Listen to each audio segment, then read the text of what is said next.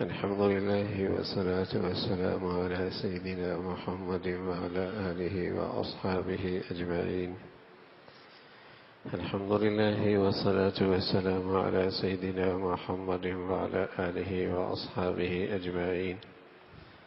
أما بعد، فأعوذ بالله من الشيطان الرجيم. بسم الله الرحمن الرحيم. إنك لعلى خلق عظيم. صدق الله العظيم. اللهم صل على سيدنا محمد النبي الأمي وعلى آله وأصحابه وسلم. اللهم صل على سيدنا محمد النبي الأمي وعلى آله وأصحابه وسلم. میرے معزز مسلمان بزرگوں، عزیز بھائیوں اور امت مسلمہ کے مقدس ماں اور بہنوں، ربیع الاول کا یہ مہینہ رسول اللہ صلی اللہ علیہ وسلم کی میلاد کا مہینہ بھی ہے، اور حضور علیہ الصلوۃ والسلام کا دنیا سے پردہ فرما لینا، دنیا سے تشریف لے جانا بھی اسی مہینے میں ہے۔ میلاد جسمانی بھی ہے کہ اللہ رب العزت نے آپ کی ولادت اور آپ کی شکل میں عظیم الشان نعمت انسانیت کو اسی مہینے میں عطا فرمائی۔ آپ کی ولادت 7 تاریخ کو ہے، 9 تاریخ کو ہے، 12 تاریخ کو ہے، مختلف روایات ہیں، لیکن یہ بات طے ہے کہ آپ کی وفات 12 ربیع الاول کو ہے۔ اور کچھ عرصہ پہلے تو ہر ایک کی زبان پہ ہوا بھی کرتا تھا 12 وفات 12 وفات۔ تو آپ علیہ الصلوۃ والسلام کو اللہ نے میلاد جسمانی اس مہینے میں عطا فرمایا، اور ایک اور میلاد ہے جسے میلاد روحانی کہتے ہیں۔ جب میلاد جسمانی ملا تو آپ کا نام تھا محمد ابن عبداللہ۔ جب آپ کو میلاد روحانی ملا تو آپ بن گئے رسول اللہ، رسول اللہ، محمد الرسول اللہ، لا الہ الا اللہ محمد الرسول اللہ۔ انسانیت کو یہ میلاد روحانی کی شکل ملنی تھی۔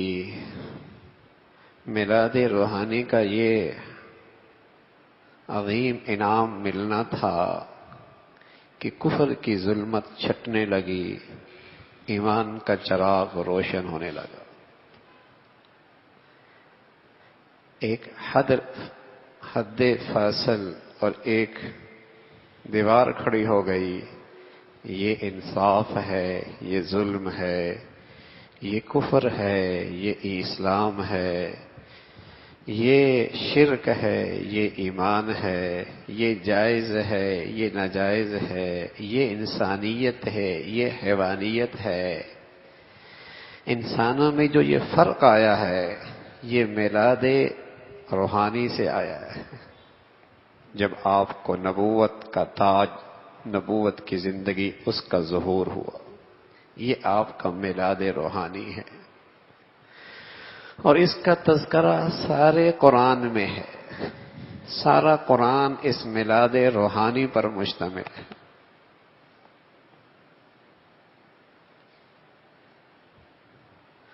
اور انسانیت کی فلاح اور سعادت بھی اللہ نے اسی میلاد روحانی میں رکھی ہے۔ وہ آپ کی زندگی کا عملی پہلو جس کے بدولت انسانیت کو اسلام کی برکات نصیب ہوئی، اسلام کا فیض انسانیت میں پھیلا، وہ آپ کا یہی میلاد روحانی ہے۔ اسی سے ابو بکر صدیق بنے، عمر فاروق بنے، عثمان ذی النورین بنے، علی اسد اللہ، اللہ کے شیر بنے۔ اسی کے بعد یہ ساری چیزیں ہر ایک کو ملی. خالد بن ولید سیف اللہ بنے، ابو دردہ حکیم الامت بنے. یہ ساری چیزیں اس کے بعد انسانیت کو یہ سارے اعزازات اور یہ عزت کے سارے نقشے، یہ روحانیت کی ساری ترقیاں، یہ سب میلاد روحانی کی برکت ہے. کوئی محدث بنا تو کوئی فقیہ بنا، اور کوئی مفسر بنا، اور کوئی ولی اللہ بنا، اور کوئی قطب بنا. یہ ساری چیزیں اسی میلاد کی برکت سے ملی ہے. میلاد روحانی. تو اس میلاد روحانی کا ایک بہت خوبصورت پہلو، آپ کی زندگی کا ایک بہت خوبصورت پہلو جس کا تذکرہ کلام اللہ میں ہے کہ اِنَّكَ لَعَلَىٰ خُلُقٍ عَظِيمٍ. آپ بلند اخلاق پر فائز تھے، آپ کے اخلاق بہت اعلیٰ تھے. آپ کے اخلاق بہت بڑھیا تھے.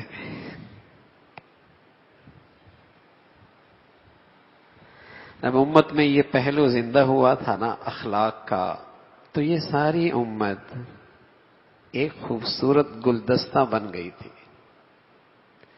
جس کے ہر پھول اور ہر پتی کی اپنی خوشبو تھی، اور ہر پھول اور پتے کا اپنا حسن تھا، اور سب ایک گلدستے میں جڑے ہوئے تھے. یہ بلال تھے حبشہ سے، یہ صہیب تھے روم سے، یہ سلیمان تھے یہ فارس سے، یہ کوئی قریشی اور کوئی بنو امیہ کا اور کوئی کس قبیلے کا، اور یہ انصار میں سے اور یہ مہاجرین میں سے. لیکن اللہ کے نبی کی زندگی کا یہ پہلو، اس نے ان سبھی کو ایک گلدستے میں اکٹھا کر لیا تھا، اور یوں لگتا تھا جیسے سارے کے سارے ایک ماں باپ کی اولاد.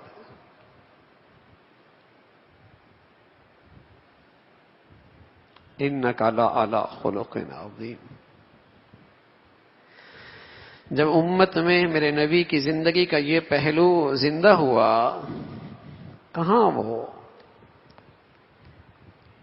ان کی زندگی کا نقشہ کیا تھا؟ الہام روحانی سے پہلے، نبوت سے پہلے کیا نقشہ تھا؟ کہ بچیوں کو زندہ درگور کر دینا،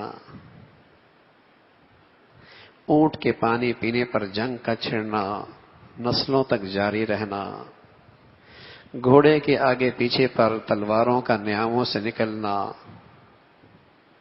انسانوں کی لاشوں کا پشتے لگ جانا، معمولی معمولی باتوں پر جنگ کی آگ کا بھڑک جانا اور بجھنے کا نام ہی نہ لینا.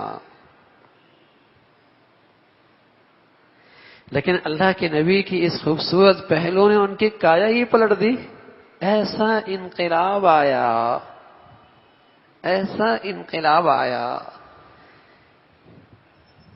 بکریوں کے ریوڑ چلانے والے انسانیت کے امام بن گئے، انسانیت کے رہبر بن گئے، انسانوں کے محافظ بن گئے. یہ سارا انقلاب صرف 23 سالوں میں پورا جزیرہ عرب اس کی کایا پلٹ گئی. یہ سب اس میلاد روحانی کی برکت تھی.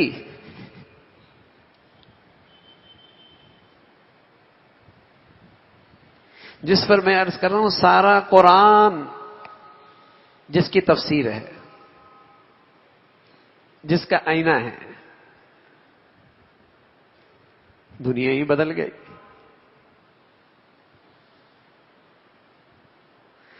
تو کیا آج وہ نسخہ کھوٹا ہو گیا؟ کیا آج اس میں یہ طاقت نہیں ہے؟ کیا آج اس کی یہ تاثیر ختم ہو گئی؟ کیا آج اس کا حسن ماند پڑ گیا. سچ یہ ہے کہ ہم نے اس دولت کی قدر نہیں کی،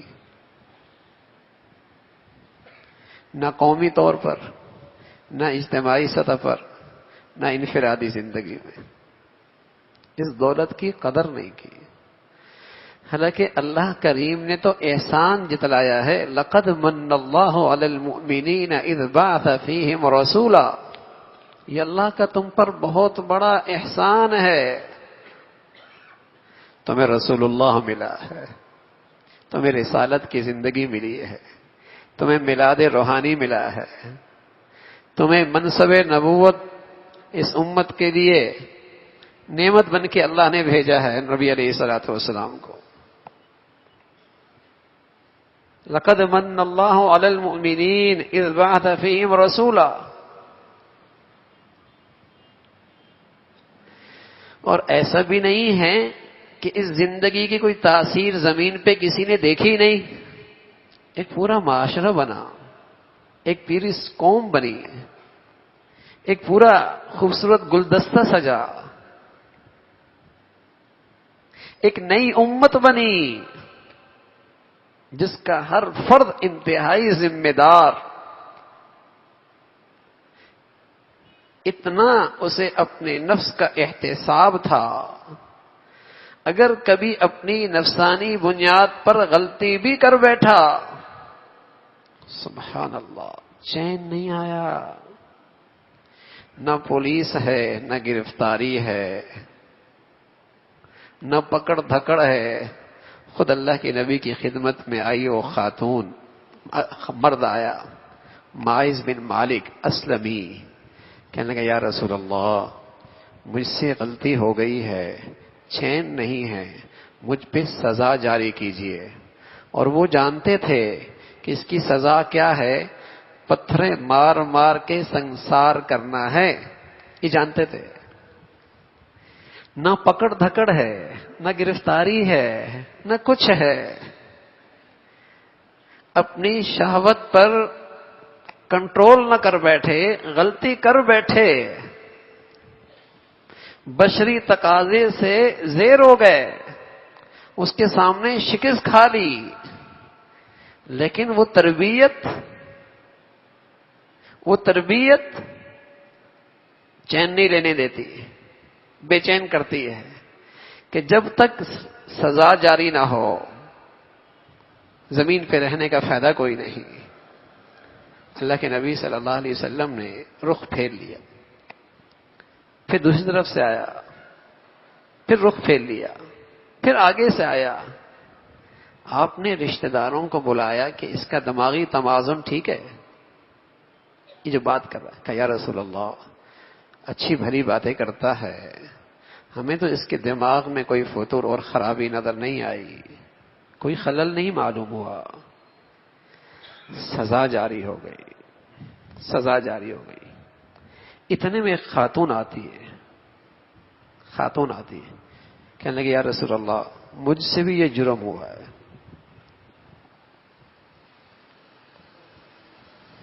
اللہ اکبر.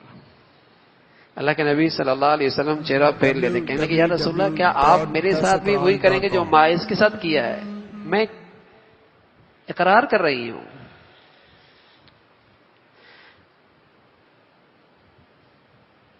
اور کہنے لگی میں امید سے ہوں. اللہ کے نبی صلی اللہ علیہ وسلم فرمایا جاؤ، جب بچہ ہو جائے پھر آنا. کوئی پکڑ دھکڑ نہیں، کوئی گرفتاری نہیں. بچہ گود میں لے کے آ گئی، کہنے لگے یا رسول اللہ مجھ سے یہ قصور ہو گیا ہے، سزا جاری کیجیے. اللہ کے نبی نے فرمایا جاؤ، جب بچہ کھانے کے قابل ہو جائے گا پھر. 2 سال کے بعد بچے کے ہاتھ میں روٹی کا ٹکڑا، کہنے یا رسول اللہ اب یہ کھا سکتا ہے، سزا جاری کیجیے.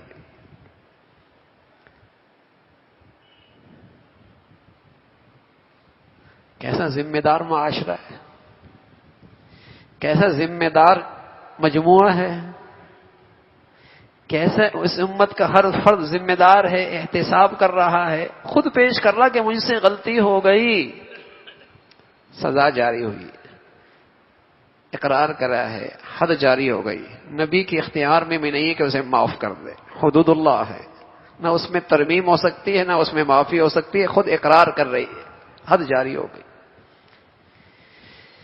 لگنے والا پتھر سے چھینٹیں اڑی، کسی کے کپڑے پہ لگی، سخت جملہ زبان سے کہا، اللہ کے نبی نے فرمایا ایسا مت کہو، اسے سارے مدینہ کے گناہگاروں پر اس کی توبہ تقسیم ہو جائے، اللہ سب کی بخشش کر دے۔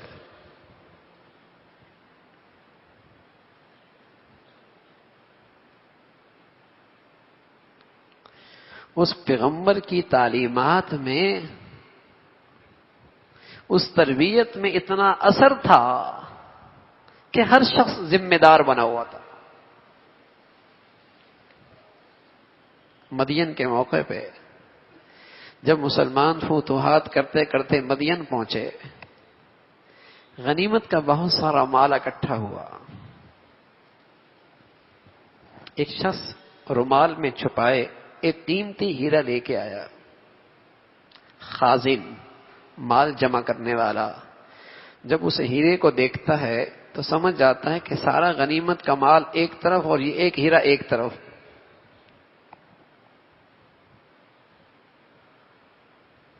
خود لے کے آتا ہے۔ اس نے پوچھا نام کیا ہے؟ کہا نام کی ضرورت نہیں ہے، جس ذات کی خاطر میں نے یہ کیا ہے وہ میرا نام بھی جانتا ہے، بتاؤں گا لوگ تعریف کریں گے، لوگ تعریف کریں گے۔ جس ذات نے کی خاطر کیا ہے نا، چاہتا تو کسی کو ہوا بھی نہ لگتی، کسی کو پتہ ہی نہ لگتا۔ جس ذات کے لیے یہ کر رہا ہوں اسے سب میرا نام پتا ہے۔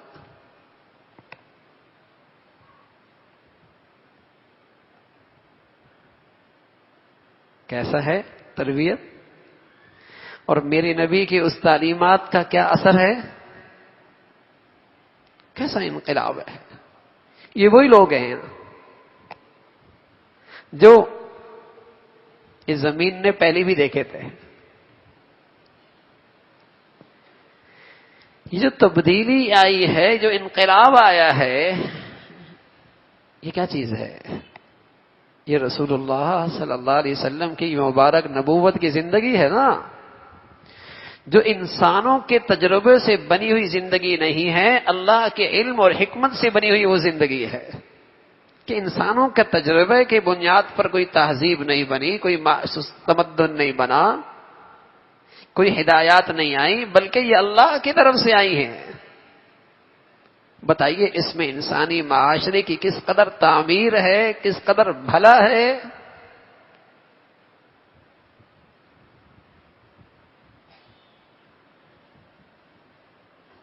محبت، ایثار، محبت، ایثار، ایسا لگا کہ اس نئی امت میں، اس امت کے ان افراد میں محبت کا صحیح مصرف آ گیا کہ محبت کرنی کہاں چاہیے اور کرنی کس سے چاہیے۔ ایسا لگتا ہے محبت کا صحیح مصرف انہیں مل گیا۔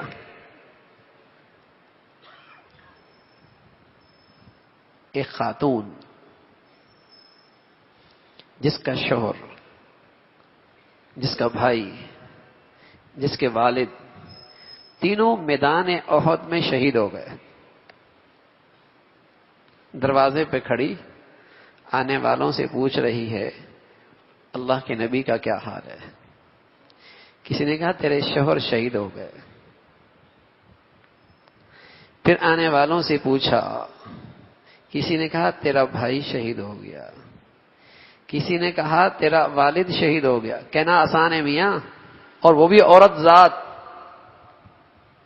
اسے خبر ملی کہ اللہ کے نبی صلی اللہ علیہ وسلم سلامت ہیں، تو کہنے لگی آپ سلامت ہیں تو ہر غم ہیچ ہے، آپ سلامت ہیں نا، آپ سلامت ہیں۔ لا یؤمن احدکم حتی اکون احب الیہ من والدہ وولدہ والناس اجمعین۔ پیارے نبی نے فرمایا تمہارا ایمان ایمان نہیں ہے جب تک کہ میری محبت تمہارے ہاں تمہاری اولاد سے تمہارے والدین سے بھی زیادہ نہ ہو جائے. پتہ اس وقت لگتا ہے جب امتحان آتا ہے کہ کس کی محبت بالا تر ہے.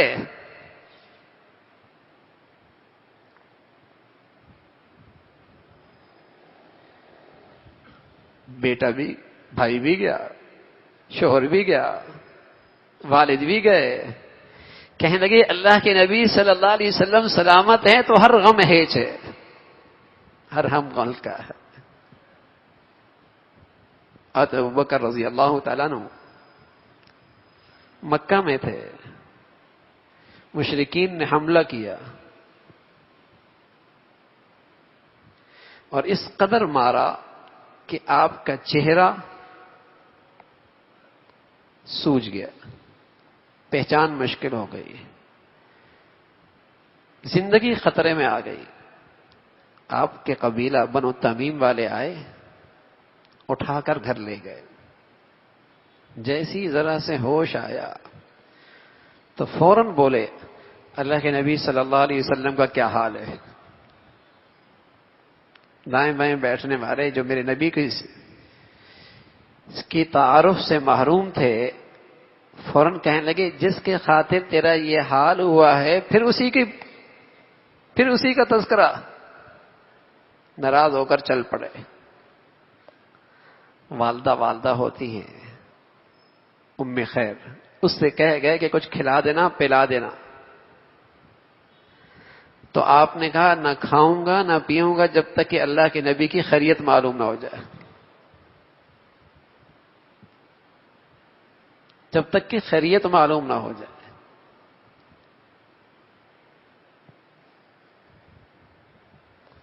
وہ گئی ام جمیل کے پاس، خطاب کی بیٹی. کہا بتاؤ اللہ کے نبی کا کیا حال ہے. اس نے اپنا ایمان ابھی تک چھپایا ہوا تھا. اس نے کہا میں نہیں جانتی انہیں، اگر کہتی ہو تمہارے بیٹے کے پاس آ جاتی ہوں. جب آپ کا یہ حال دیکھا اور حضرت صدیق نے ان سے کہا کہ اللہ کے نبی کا کیا حال ہے تو امی جمیل نے کہا تمہاری اماں سنتی ہیں. کہا ان کی پرواہ نہ کرو. تو بتایا کہ اللہ کے نبی صلی اللہ علیہ وسلم فلاں گھر میں ہیں. فرمایا مجھے لے چلو. جب آپ کو لے گئے تو اس کے بعد کوئی چیز آپ کے حلق میں اتری، محبت، ایثار.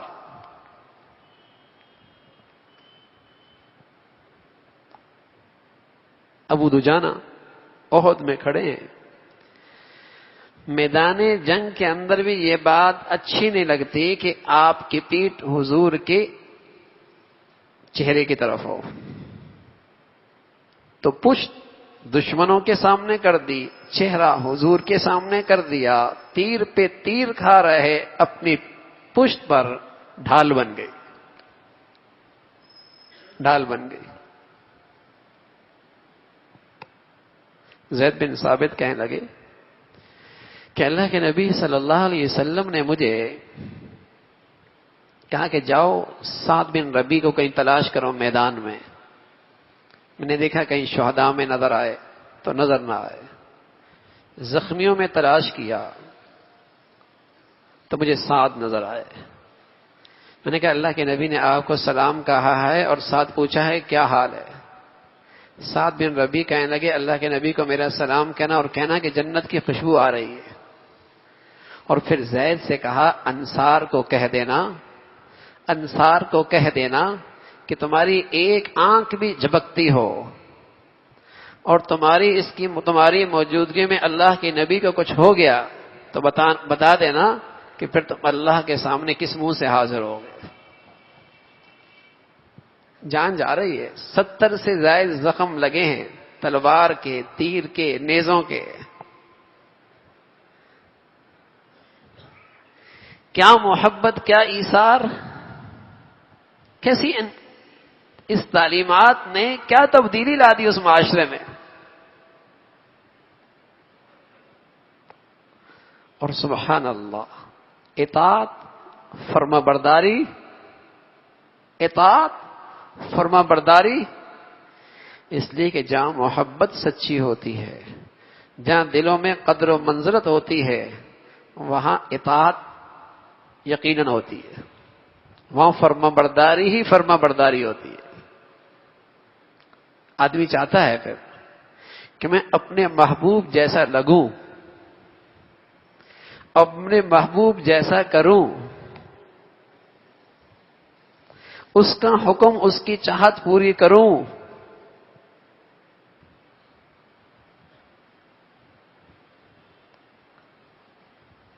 تو یہ وہ ایک نئی امت تھی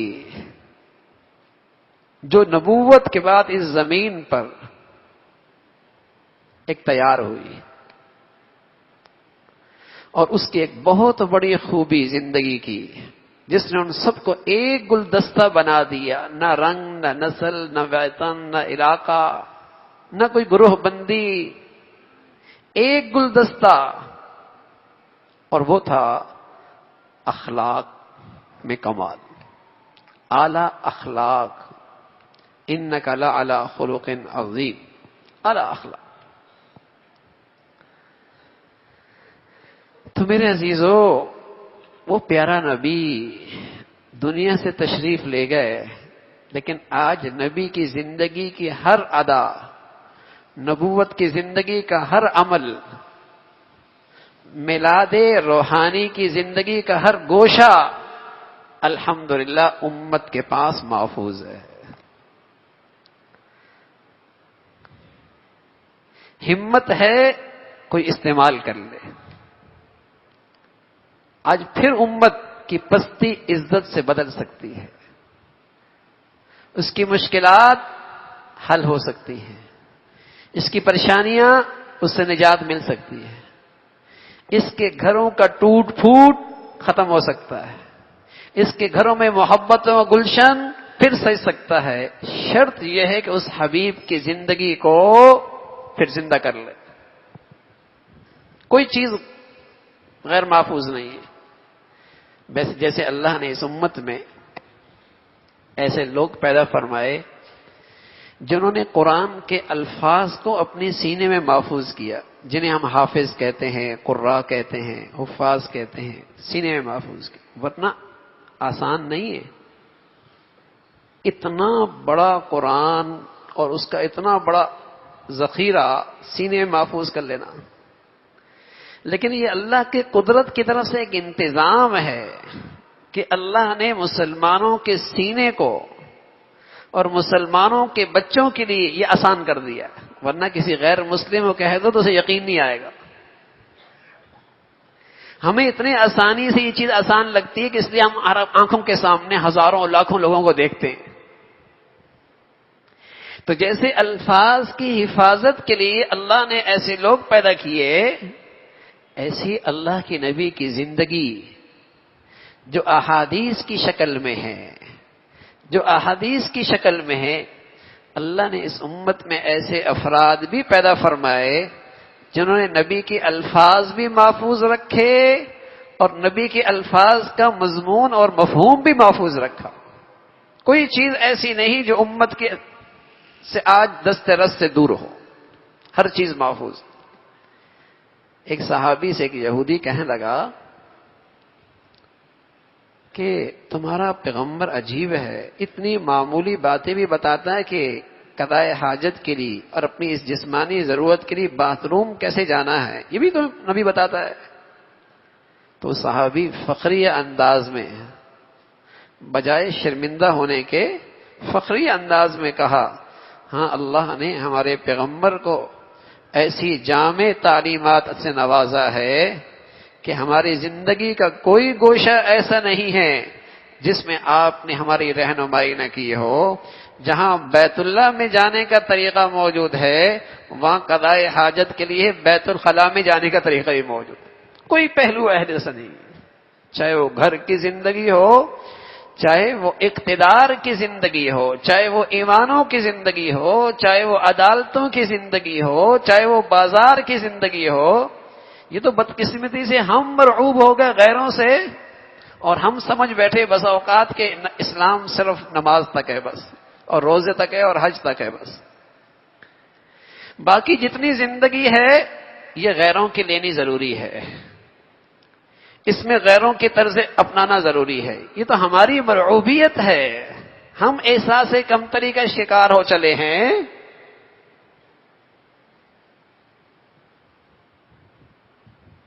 تو ایسی جامع تعلیم تھی کہ کوئی زندگی کا گوشہ امت کا ایسا نہیں جس میں اللہ کے نبی کی طرف سے رہنمائی نہ ہو اور نمونہ موجود نہ ہو، ہر چیز محفوظ ہے. تو امت میں اللہ نے ایسے افراد کھڑے کر دیے جنہوں نے نبی کے اس زندگی کی حفاظت کی، جنہیں محدثین کہتے ہیں، جنہیں فقہا کہتے ہیں، اور ان کو بھی اللہ نے غیر معمولی حافظہ نصیب فرمایا. ہمارے ایک بزرگ تھے انور شاہ صاحب رحمۃ اللہ علیہ، اللہ نے انہیں بڑا غیر معمولی حافظہ نصیب فرمایا.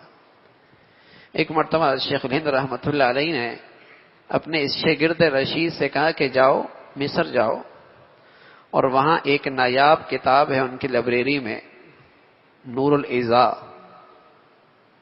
جامع ازہر میں، اور اسے لے کے آؤ. حضرت تشریف لے گئے. اس زمانے میں جہاز نہیں تھی، گاڑیاں نہیں تھیں، بیل گاڑیوں پہ مہینوں کا سفر ہوا. وہاں پہنچے اور ان سے اس کتاب کی درخواست کی تو انہوں نے کہا یہ ہمارے ہاں ایک نایاب چیز ہے، ہم مطالعے کے لیے دے سکتے ہیں، لے جانے کے لیے نہیں دے سکتے. حضرت نے فرمایا مطالعے کے لیے دے دیں. چند دن حضرت وہاں ٹھہرے، مطالعہ کیا، واپس دارالعلوم تشریف لائے، ہندوستان آئے. استاد محترم سے عرض کیا کہ کتاب تو نہیں ملی. حضرت بڑے افسردہ ہوئے، کتنے دور کا سفر بھی کیا، ادارے کا خرچ بھی ہوا، مشقت بھی اٹھائی، کام بھی نہیں بنا. انور شاہ فرمانے لگے رحمۃ اللہ علیہ، شاہ صاحب فرمانے لگے کہ حضرت تجھے تھوڑی سی مہلت دے دے. چند دنوں کے بعد انہوں نے اپنی پوری کتاب حافظے کے زور پر لکھ کے استاد کو پیش کر دی. جامع ازہر بھیجی گئی کہ اسے اپنی اصل کتاب سے ملائیے. انہوں نے کہا ایک نقطے کا بھی فرق نہیں ہے، اور کہنے لگے یا حافظہ دیکھا ہے امام بخاری کا یا حافظہ دیکھا ہے حضرت شاہ صاحب کا، انور شاہ کا رحمت اللہ علیہ. اور حضرت فرمایا کرتے تھے میرے اس حافظے کے پیچھے میری ایک احتیاط ہے، میرے اس حافظے کے پیچھے میری ایک احتیاط ہے کہ میں نے آج تک ان آنکھوں سے کسی غیر محرم کو نہیں دیکھا. میری یہ احتیاط ہے.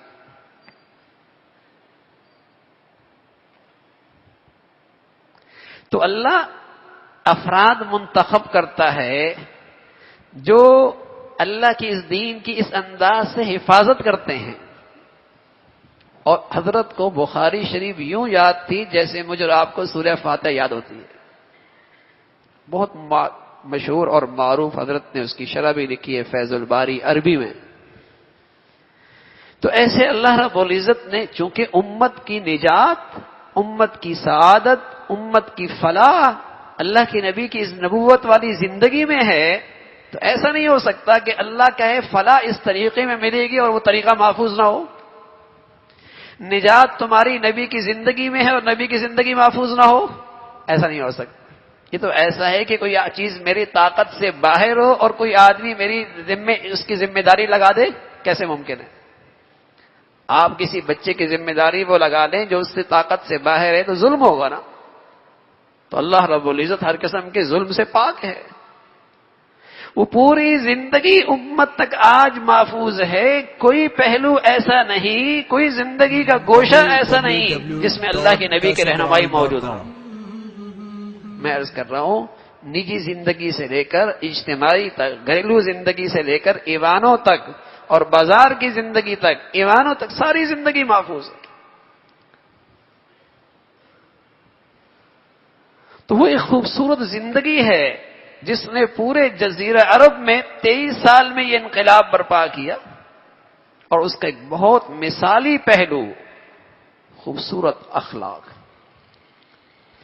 اس اخلاق کو دیکھو، کوئی آدمی اللہ کی بندگی نہ کرے تو وہ کبھی با اخلاق نہیں ہو سکتا، وہ ظالم ہے. قرآن نے کہا ہے وَمَنْ أَظْلَمُ مِمَّنْ كَذَبَ عَلَى اللَّهِ، اس سے بڑا ظالم کوئی نہیں ہے. تو اخلاق کے دو پہلو ہیں، ایک ہے اللہ کے حق میں، اللہ کے حق میں کہ اللہ کا حق پورا کرنا، اللہ کی بندگی کرنا، اور کوئی آدمی اللہ کے حق ضائع کرتا ہے تو وہ احسان فراموش ہے، وہ ظالم ہے، وہ با اخلاق نہیں ہو سکتا۔ اور ایک آدمی اللہ کی بندگی کرے، مخلوق کا حق ادا نہ کرے، یہ بھی ظالم ہے۔ تو رسول اللہ صلی اللہ علیہ وسلم جس اعلیٰ اخلاق پر فائز تھے، وہ اللہ کی بندگی میں بھی اعلیٰ مقام تھا، مخلوق کے ساتھ بھی برتاؤ میں اعلیٰ مقام تھا۔ انک لعلی خلق عظیم، اعلیٰ اخلاق۔ مخلوق کے ساتھ جو اعلیٰ اخلاق ہے، اس کا سب سے آخری درجہ وہ ہے انصاف، کہ مخلوق کے ساتھ انصاف کا برتاؤ کرو۔ یہ اللہ کے نبی کے اخلاق کا سب سے آخری درجہ ہے۔ اور کوئی شخص اگر مخلوق خدا سے انصاف بھی نہیں کرتا تو وہ ظالموں کی صف میں چلا جائے گا۔ آخری درجہ ہے انصاف۔ اب دیکھیے گا کہ اللہ کے نبی کے اس خلق اور یہ انصاف کی کیا حسن ہے اور اس کی کیا برکتیں ہیں، بشرطیے کہ ہمارے گھروں میں آ جائے، ہمارے معاشرے میں آ جائے۔ ایک شخص آیا حضور علیہ الصلوۃ والسلام کی خدمت میں، کہنے لگا یا رسول اللہ احب ان اکون اعدل الناس، میں چاہتا ہوں میں سب سے بڑا انصاف کرنے والا بنوں، سب سے بڑا انصاف کرنے والا بنوں۔ تو پیارے رسول صلی اللہ علیہ وسلم نے اس کے ہاتھ میں ایک ترازو دے دیا اور ایک پیمانہ دے دیا اور ایک کسوٹی دے دی کہ تم اپنے طرز عمل کو اس کسوٹی پہ پرکھ لو، اس ترازو میں تول لو، اس پیمانے پہ ناپ لو اپنے طرز عمل کو، کہ دیکھو کہ تمہارا لوگوں کے ساتھ برتاؤ کیسا ہے۔ اگر تم لوگوں کے لیے ویسے ہی برتاؤ کر رہے ہو جیسے تم اپنے لیے پسند کرتے ہو تو پھر تو تمہارا طرز عمل انصاف پر ہے۔ اگر تم یہ چاہتے ہو کہ جو لوگ میرے ساتھ برتاؤ کریں تم وہی دوسروں کے ساتھ برتاؤ کر رہے، یہ انصاف ہے۔ لیکن اگر تمہارے ہاں یہ ہے کہ اپنے لیے کچھ اور برتاؤ اور رویہ اور دوسروں کے لیے کوئی اور طرز عمل ہے، یہ ناانصافی ہے۔ تو کسوٹی دے دی کہ ہر آدمی اتنا تو انصاف دیکھ سکتا ہے کہ میرا دوسروں کے ساتھ کیا برتاؤ چل رہا۔ آج یہ انصاف ہو جائے۔ ہمارے یہاں گھریلو زندگی میں بہت جھگڑے ہیں، بہت جھگڑے، اللہ معاف فرمائے۔ بس ایک ماں چاہتی ہے کہ میرا داماد میری بیٹی کے ساتھ اچھا برتاؤ کرے، ایک ماں چاہتی ہے، لیکن کیا ساس بن کر بھی وہ چاہتی ہے کہ میرا بیٹا بھی دوسروں کی بیٹیوں کے ساتھ اچھا برتاؤ کرے؟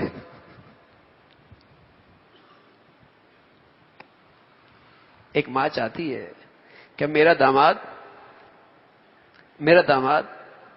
میری بیٹی کے ساتھ اچھا برتاؤ کرے، تو وہ بھی یہ بھی چاہتی ہے کہ میرا بیٹا بھی میری آنے والی گھر کسی کی بیٹی ہوگی اس کے ساتھ اچھا برتاؤ کرے۔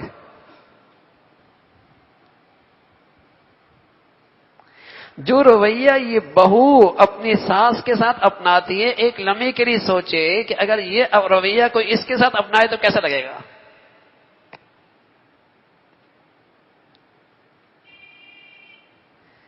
یا آدمی اپنی زندگی دیکھے نا، ہمارے یہاں یہی تو ہے، اپنے لیے کچھ اور چاہتے ہیں، جب خود عمل کا وقت آتا ہے رویہ کچھ اور ہے۔ یہی تو ظلم ہے۔ اور سچی بات عرض کروں، اللہ نے بتایا ہے وَكَذَلِكَ نُوَلِّي بَعْضَ الظَّالِمِينَ بَعْضًا بِمَا كَانُوا يَكْسِبُونَ، ظالموں پر پھر بڑے ظالم مسلط ہوتے ہیں۔ جب ہر گھر میں ناانصافی کی آگ اٹھے گی اللہ اس سے بڑے ناانصاف مسلط کر دے گا، کہیں انصاف نہیں ہوگا۔ اگر دودھ والا انصاف نہیں کرے گا تو سبزی والا پھر اس سے انصاف نہیں کرے گا، اور سبزی والے سے پھر ڈاکٹر انصاف نہیں کرے گا، اور ڈاکٹر کے ساتھ بھی کوئی ہوگا پھر اس کے گھر میں بھی کچھ نہیں بچے گا۔ ہاں، جب معاشرے کے اندر ناانصافی رواج پڑ جائے تو ہر آدمی ظلم کا شکار ہوتا ہے، ہر آدمی پھر ظلم کا شکار ہوتا ہے۔ وہ سمجھتا ہے کہ میں نے جیب میں پیسے ڈال لی ہے، لیکن کوئی پھر اس کی جیب سے نکال لیتا ہے، اور دوسرا اس کی جیب سے نکال لیتا ہے، تیسرا اس کی جیب کو خالی کر دیتا ہے۔ نا انصافی کہ میرا برتاؤ کیسا ہے۔ تو یہ اللہ کے نبی صلی اللہ علیہ وسلم نے عدل کی زندگی بتائی، انصاف کی۔ یہ اخلاق کا سب سے آخری درجہ ہے بھائی، کہ کم از کم میری زندگی ایسی ہو جائے کہ میری ذات سے کسی کے ساتھ زیادتی نہ ہو، زبان سے، رویے سے، لین دین میں، معاملات میں، رہن سہن میں کسی کو میری ذات سے زیادتی تکلیف نہ ہو۔ کم از کم درجہ بتاؤ، اگر گھر کا ہر فرد یہ چاہ لے تو گھر جنت نہ بن جائے؟ صرف نبی کی زندگی کا یہ پہلو ہی میرے گھر میں آ جائے، جنت نہ بن جائے؟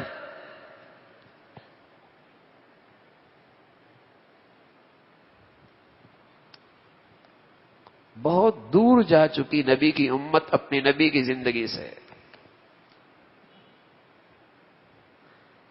مل کے دیکھیں، رہ کے دیکھیں، سفر کر کے دیکھیں، اندازہ ہوگا کہ کیا چیز مر رہی ہے، کیا چیز ہم سے کھوئی جا رہی ہے۔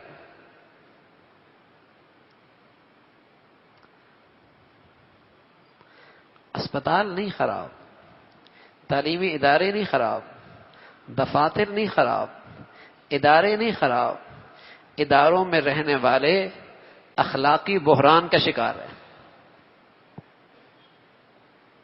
اخلاقی بحران ہے۔ عمارتیں اچھی ہو گئی ہیں، مشینیں اچھی ہو گئی ہیں، چیزیں اچھی ہو گئی ہیں، اسباب و وسائل میں بڑی جدت آ گئی ہے، خرابی کہاں ہے؟ کردار کھوٹا ہو گیا، کردار ختم ہو گیا ہے، اخلاق ختم ہو گئے ہیں۔ آج دنیا میں سب سے بڑا بحران جو ہے وہ کردار کا بحران ہے، اخلاقی بحران ہے۔ ورنہ جو گھر میں آ رہی ہے پہلے سے زیادہ قیمتی لباس پہن کے آتی ہے، لیکن اگر اچھے اخلاق لے کے نہیں آئی تو ایک شریف مرد اس کے پہلو میں سکون نہیں پا سکتا۔ آج گھر میں جو آمدنی شوہر کی آ رہی ہے پہلے سے بہت زیادہ ہے، لیکن اگر اس کے پاس شریف بچی کے لیے اچھے اخلاق نہیں ہے تو ایک شریف بچی اس کے پہلو میں سکون نہیں پا سکتی۔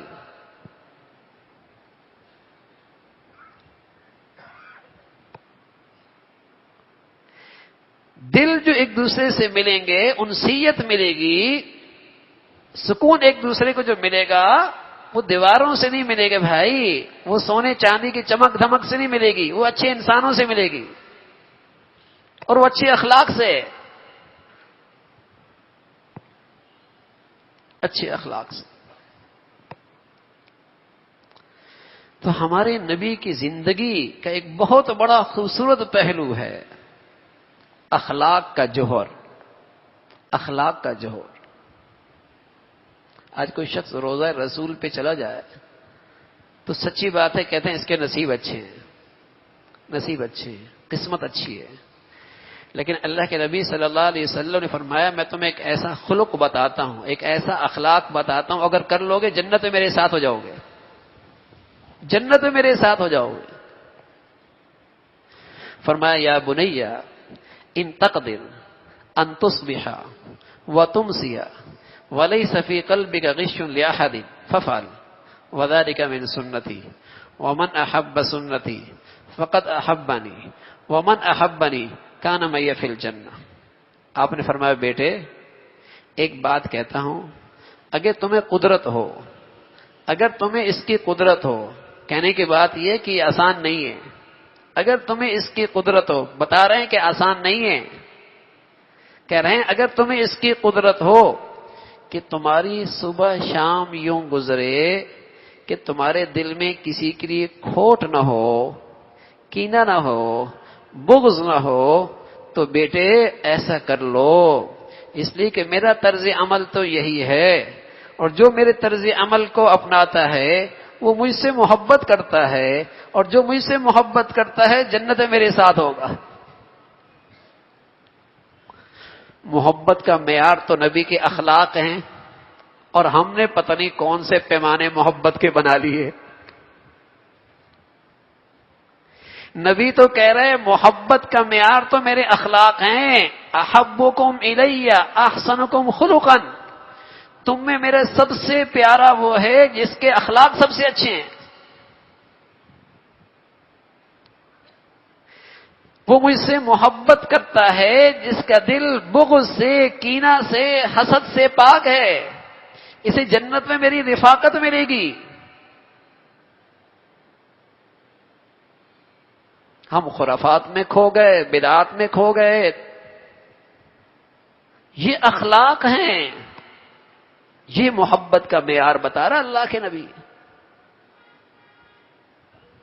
اخلاق بڑھیا، دل صاف، یہی تو وہ طاقت تھی جس نے مسلمانوں کو ایک گلدستہ بنا دیا تھا، اور ہر پھول کی خوشبو اور ہر پتے کی اپنا رنگ، کوئی کہیں سے آیا، کوئی کہیں سے آیا، کوئی کس علاقے سے، کوئی کس قبیلے سے، کوئی کس زبان کا، لیکن سب ایک گلدستے میں سجے ہوئے اور محبتوں کی خوشبو پھوٹ رہی۔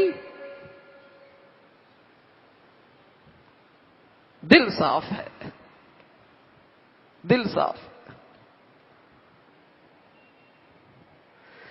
تو بتاؤ یہ کتنی خوبصورت زندگی ہے اگر ہماری زندگی میں آ جائے۔ نبی علیہ الصلوۃ والسلام یہ نہیں کہہ رہے کہ کوئی اتنا نفل پڑھ لے گا، اتنے وظیفے کر لے گا، ہاں اتنی تسبیحات کر لے گا، اسے جنت میں میری رفاقت ملے گی۔ نہ، کہا جس کا دل صاف ہوگا جنت میں میرے ساتھ ہوگا، رفاقت مل جائے گی، اور میری محبت کی علامت ہوگی کہ یہ مجھ سے محبت کرتا ہے۔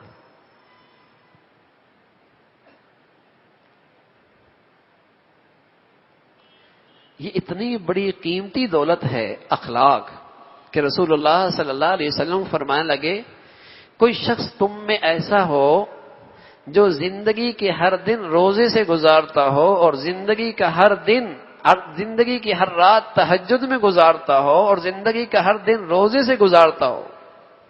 کون کر سکتا ہے؟ اگر کوئی آدمی ایک مہینے رات تہجد پڑھے، دن میں روزے رکھے،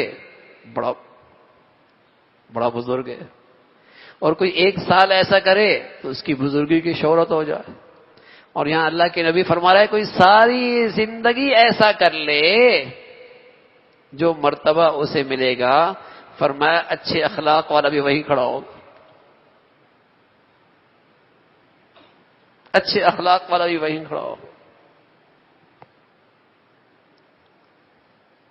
انک لعلی خلق عظیم، اعلی اخلاق۔ میں ادنا اخلاق بتا رہا ہوں اپنے نبی کا کہ کم از کم درجہ یہ ہے کہ میری ذات سے کسی کو تکلیف نہ پہنچے۔ محشر کے میدان میں روایت میں آتا ہے کہ ترازو لگا ہوگا اور ایک شخص کی نیکیوں کا پلڑا فضا میں اڑ رہا ہوگا، اور گناہوں کا اور خطاؤں کا پلڑا بھاری ہو رہا ہوگا۔ اتنے میں ایک کاغذ کے ٹکڑا رکھا جاتا ہے اور اس سے نیکیوں کا پلڑا بھاری ہو جاتا ہے، گناہوں کا پلڑا فضا میں اڑنے لگتا ہے۔ پوچھتا ہے یار اے اللہ یہ میری کون سی نیکی ہے؟ جواب ملتا ہے یہ تیرے اخلاق ہیں۔ اثقل شیء فی المیزان الخلق الحسن، میزان کے ترازو میں جو چیز سب سے بھاری ہے وہ اچھے اخلاق ہے۔ سب سے بھاری چیز اچھے اخلاق۔ اس پر نفس کو بڑی تکلیف ہوتی ہے، برداشت کر لینا، معاف کر دینا، تحمل سے کام کر لینا، دل صاف کر لینا، حسد کینہ سے نجات پہ لینا آسان نہیں ہے، بہت مشکل کام ہے۔ اپنے دل کو کھوٹ سے پاک کرنا آسان نہیں ہے، مشکل ہے۔ اس لیے تو اللہ کے ہاں سے انعام بھی بڑا ہے، انعام بھی بڑا۔ حضرت سعد رضی اللہ تعالیٰ عنہ یہ ان خوش نصیب لوگوں میں ہیں جنہیں اللہ کے نبی صلی اللہ علیہ وسلم نے انہیں دنیا میں جنت کی بشارت دی، عشرہ مبشرہ۔ 10 وہ لوگ جنہیں اللہ نے اس دنیا میں جنت کی بشارت، ان میں حضرت سعد بھی ہیں۔ ایک دن تشریف لائے وضو فرما کر، اور ساتھیوں میں اللہ کے نبی صلی اللہ علیہ وسلم تشریف فرما تھے، تو آپ نے فرمایا یہ شخص جنتی ہے، یہ جنتی ہے۔ دوسرے دن پھر ایسا ہی ہوا، آپ نے فرمایا جنتی ہے۔ تو حضرت عبداللہ ابن عمرو ابن عاص رضی اللہ تعالیٰ عنہ صحابہ میں نفل عبادات میں بڑی شہرت رکھتے تھے، بس اوقات پوری رات تہجد میں گزر جایا کرتے تھے، بہت معروف تھے نفل عبادات میں۔ انہیں بڑا رشک آیا کہ کتنا خوش نصیب آدمی ہے کہ اللہ کے نبی دنیا میں جیتے جی جنت کی بشارت دے رہا ہے، کیوں نہ ہو دیکھ لوں کیا خلوت میں عبادت کرتا ہے کہ یہ سعادت مجھے بھی مل جائے۔ کہا اپنے آپ مہمان ٹھہرا لو، وہ ساتھ لے گئے، رات ٹھہرے، دوسری رات بھی ٹھہرے، تیسری رات بھی ٹھہرے، اور رات جب اندھیرا ہوتا تو چادر ہٹا کر دیکھتے کہ ساتھ کون سی عبادت کر رہے ہیں۔ اب کیا کر رہے ہیں؟ 3 راتیں ٹھہرے، حیران ہو گئے کہ ساتھ کی آنکھ اس وقت ہوتی ہے جب صبح کی اذان ہوتی ہے، خوب میٹھی نیند لیتے ہیں، خوب میٹھی نیند لیتے ہیں، جب بھی کروٹ لیتے ہیں اللہ کا نام زبان پہ جاری ہوتا ہے۔ 3 دن کے بعد حضرت عبداللہ ابن عمرو ابن عاص کہنے لگے سعد سچ بتاؤں میرے آنا کا مقصد یہ تھا کہ تیری کوئی نیکی دیکھوں، رات کی تنہائیوں کی عبادت دیکھوں، تمہیں اللہ نے یہ سعادت دی ہے، نبی کے زبان سے جنت کی بشارت ملی ہے، اور سچ یہ ہے کہ کوئی خاص عبادت تمہاری زندگی میں دیکھی نہیں، بلکہ ان کی عبادات کو معمولی سمجھ رہے تھے۔ جب جانے لگے حضرت سعد نے حضرت عبداللہ کو بلایا، کہا عبداللہ ایک بات ہے، جب رات کو بستر پہ جاتا ہوں نا تو اپنے دل کا جائزہ لیتا ہوں، اس دل میں کسی کے لیے برائی، کسی کے لیے کھوٹ، کسی کے لیے کینہ، بغض تو نہیں ہے، سب کو اللہ کی خاطر معاف کر کے سوتا ہوں۔ تو عبداللہ کہنے لگے ھذا لا نطیق بھی، ارے بھائی یہی تو وہ عبادت ہے جس کی ہم طاقت نہیں رکھتے، یہی تو وہ قیمتی عمل ہے ھذا لا نطیق بھی جس کی ہم طاقت نہیں رکھتے۔ میرے عزیزو، آج اخلاق والی نبی کی امت میں جو چیز گم ہو گئی ہے وہ یہی تو نبی کے اخلاق ہیں۔ نمازی بھی مل جائیں گے، حاجی بھی مل جائیں گے، روزے دار بھی مل جائیں گے، اخلاق والی نبی کی امت میں اخلاق آ جائے، یہ بڑی مبارک زندگی ہے۔ یہی چیز گم ہوتی چلی جا رہی ہے، جس کا نتیجہ میرے عزیزو عدالت چھوڑیے، تھانے چھوڑیے، بازار چھوڑیے، فیکٹری چھوڑیے، گھر دیکھیے، وہاں بھی محبتیں نہیں رہی، دفتر چھوڑیے، بازار چھوڑیے، گھر میں بھی محبتیں نہیں رہی۔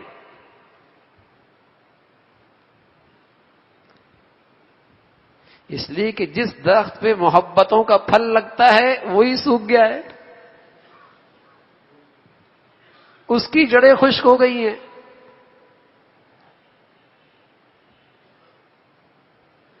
تو ہمارے نبی کی زندگی جو ہمیں میلاد روحانی کی برکت سے ملی ہے وہ یہ اخلاق کا پہلو ہے۔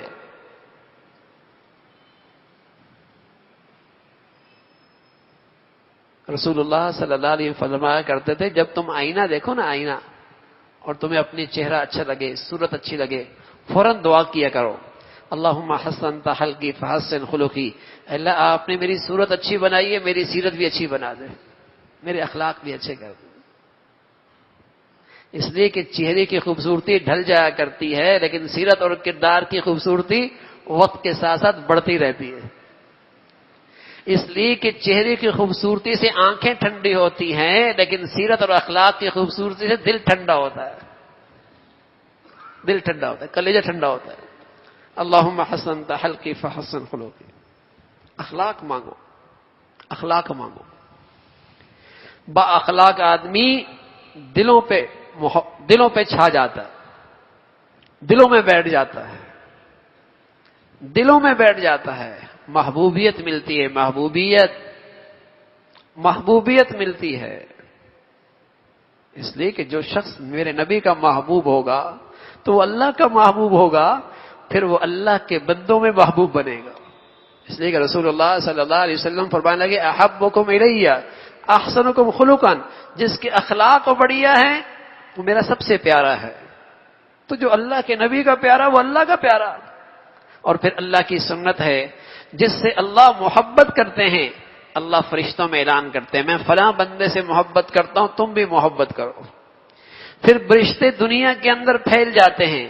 جو سلیم الفطرت لوگ ہوتے ہیں ان کے دلوں میں اس شخص کی محبت اللہ ڈال دیتا ہے، وہ بھی اس سے محبت کرنے لگ جاتے ہیں. نہ رنگ، نہ نسل، نہ علاقہ، کچھ بھی نہیں، لیکن اللہ نے دلوں میں محبت رکھی ہوئی ہے. مولانا زکریا رحمۃ اللہ علیہ مدائر علوم کے شیخ الحدیث تھے، بڑے آدمی. ہر فرمانے لگے ایک مرتبہ میں نے اپنے خطوط کا جائزہ لیا اور ان خطوط کو اٹھایا جن میں ہدیہ لکھا ہوا تھا. تو میں نے دیکھا اور پھر گنا تو لوگوں نے مجھے زندگی میں 10,000 عمرے اور حج ہدیے کیے ہوئے تھے. 10,000 عمرے اور حج ہدیے کیے ہوئے تھے. ہمیں تو بس اوقات اپنا بچہ ہی نہیں پوچھتا. اور کچھ اللہ کے پیارے ایسے ہوتے ہیں جن کی اللہ کے نیک بندوں میں ایسی محبت ڈال دیتا ہے کہ دنیا سے چلی بھی جائیں ان کے لیے صدقہ جاریہ ہوتا رہتا ہے، ان کے لیے دعائیں خیر ہوتی رہتی ہے، ان کے لیے نیکیاں ہوتی رہتی ہیں. فرمایا زندگی میں لوگوں نے مجھے اتنی نیکیاں دی. یہ محبوبیت کہاں سے آتی ہے؟ یہ اوپر سے آتی ہے، یہ اوپر سے آتی ہے. یہ اس خوبصورت زندگی کی برکت سے آتی ہے جو اللہ اور اللہ کے رسول کو پسند آ جائے، اس محبوبیت ملتی ہے. اور جو نیچے سے محبت ملتی ہے نا وہ چاپلوسی ہوتی ہے، وہ وقتی ہوتی ہے کہ آج ہارے پہنا رہے ہیں کل جوتے بھی مارتے ہیں. ہاں، وہ اس کی شخصیت کی کردار کی محبت نہیں ہوتی ہے، وہ وقتی طور پہ کسی ہنر کی محبت ہوتی ہے. ہنر میں فیل ہو گیا اس کی محبت گئی. اور اوپر سے آنے والی محبت جیتی جی بھی رہتی ہے، دنیا سے جانے کے بعد بھی رہتی ہے. صدیاں گزر گئی نا. آپ کیا کہتے ہیں بلال رضی اللہ تعالیٰ عنہ، صدیاں گزر گئی. کیا تھا ان کے پاس؟ ہاں ایک دولت تھی، وہ اپنے نبی کا محبوب تھا، اپنے نبی کا پیارا تھا. صدیاں گزر گئیں، نہ ذات بڑھیا، نہ رنگ بڑھیا، نہ قوم بڑھیا، نہ مال بڑھیا. ہاں لیکن ایک بڑی خزانہ تھا ان کے پاس، وہ اپنے محبوب کا محبوب تھا.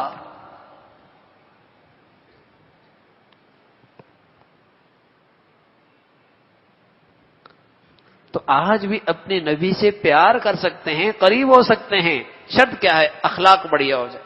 احبکم الی احسنکم خلقا، اخلاق بڑھیا. اور سارے نبی کے اخلاق کا خلاصہ، اللہ کے نبی کے سارے اخلاق کا خلاصہ تین چیزیں اللہ کرے ہماری زندگیوں میں آ جائے. فرمایا کرتے تھے وہ تین چیزیں یہ ہیں: سل من قطعک، واعف عمن ظلمک، واطی من حرمک.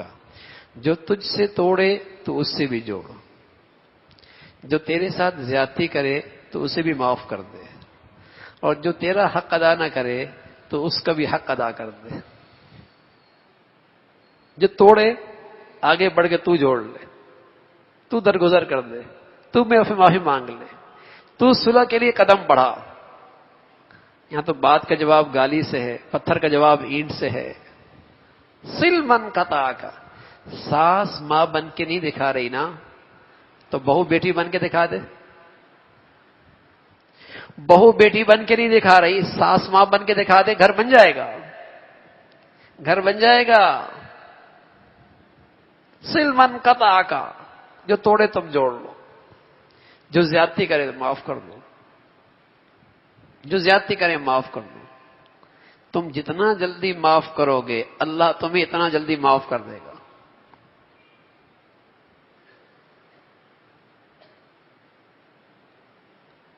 حضرت مولانا الیاس رحمۃ اللہ علیہ حضرت شیخ رحمۃ اللہ علیہ نے مولانا زکریا رحمۃ اللہ علیہ نے فرمایا بھائی کتنی مرتبہ حضرت معاف کروں؟ تو مولانا الیاس رحمۃ اللہ علیہ فرمانے لگے جتنا تم چاہتے ہو کہ اللہ تمہیں اتنی بار معاف کرے، جتنا اپنے لیے چاہتے ہو نا کہ اللہ اتنا معاف کر دے، تم بھی اللہ کے بندوں کو اتنا معاف کرتے رہا کرو۔ واعف عمن ظلمک واعطِ من حرمک، اور جو تمہارا حق ادا نہ کرے تم اس کا بھی حق ادا کرو۔ یوں تو بہت ملیں گے نا، ہر شخص حق کا مطالبہ کرتا ہے، شوہر بھی، بیوی بھی، بیٹا بھی، استاد بھی، شاگرد بھی، رعایا بھی، سب اپنے حق کا مطالبہ کرتا ہے۔ لیکن اللہ کے نبی نے مزاج کیا بنایا؟ تم دینے والے بنو، اگر سب دینے والے بن گئے تو لینے والا کوئی نہیں ہوگا، سب کا حق ادا ہو جائے گا۔ دینے والے بنو۔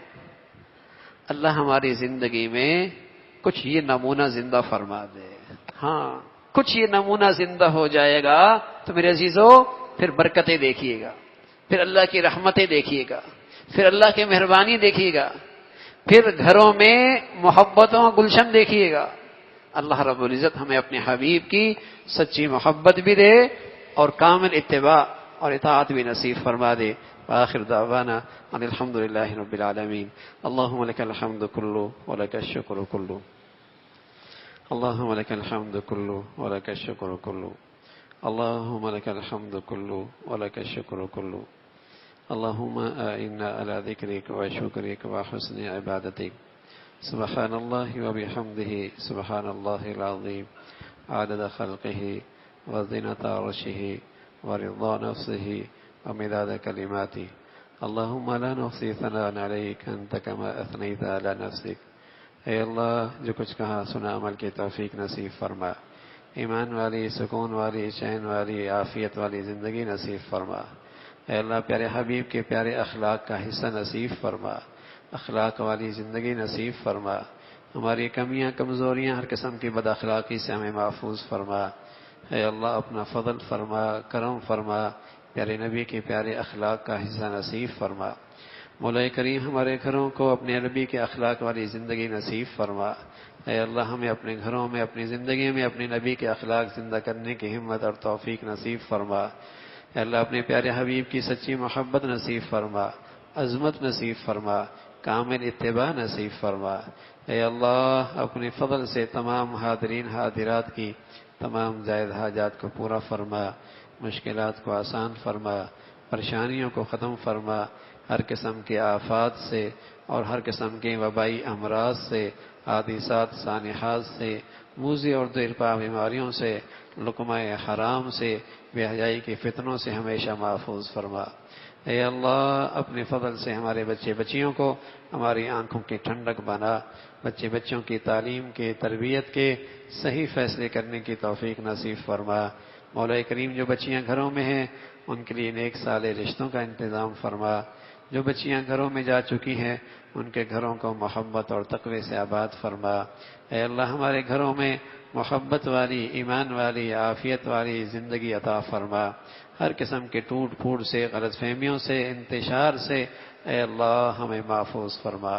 مولا کریم اپنے فضل سے ہم سب کے حال پہ رحم فرما، ہمارے شہر پہ رحم فرما، ہمارے ملک پہ رحم فرما۔ اے اللہ یہاں ایمان ہدایت کی فضاؤں کو عام فرما، یہاں شر کی جتنی قوتیں ہیں، بے حیائی اور بے دینی کی جتنی طاقتیں ہیں اے اللہ انہیں نیست و نابود فرما۔ اے اللہ خیر کی اور بھلائی کی اور شرم و حیا کی جتنی طاقتیں ہیں اے اللہ انہیں قوت نصیب فرما، غلبہ نصیب فرما، ان کی مدد اور نصرت فرما۔ اے اللہ دنیا بھر میں جو بھی جہاں کہیں بھی تیرا دین کا کام اخلاص سے کر رہے، جو تیرے ہاں مقبول ہیں، ان کی مدد اور نصرت فرما۔ اے اللہ دنیا بھر کے مظلوم مسلمانوں کے لیے مدد اور نصرت کی شکلیں پیدا فرما۔ اے اللہ دنیا بھر کے مظلوم مسلمانوں کے لیے مدد اور نصرت کی شکلیں پیدا فرما۔ اے اللہ امت مسلمہ کو ہر قسم کے ظالم، منافق اور جہلا سے نجات نصیب فرما، نیک لوگ، صالح لوگ، اہل لوگ اس امت کو عطا فرما۔ اے اللہ ہم سب کے حال پہ رحم فرما۔ اے اللہ مسلمانوں کو ہر قسم کے ٹوٹ پھوٹ سے اور بدعات سے اور فرقہ واریت سے اور رنگ نسل کی جتنی قسمیں ہیں نفرتوں کی سبھی سے محفوظ فرما۔ ربنا تقبل منا إنك أنت السميع العليم وتب علينا إنك أنت التواب الرحيم وصلى الله على سيدنا محمد وعلى آله وأصحابه أجمعين. www.dasquran.com